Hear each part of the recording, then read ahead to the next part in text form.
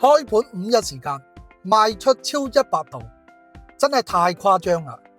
啱啱帶完一位澳門嘅粉絲睇完呢個拱北瓜好嘅西澳灣半樓盤，現場睇樓嘅人咧都幾多嘅。由2月4號咧正式開盤，首推1棟2單元，一共咧80套房源，依家所剩無幾啦。跟住發展商咧又再加推1單元，依家都去化咗咧接近40%。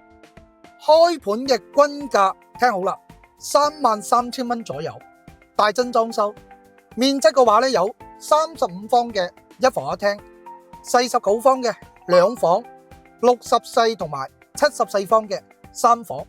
成個小區咧就唔大，一共咧得2棟4單元，總戶數嘅話咧就得320戶。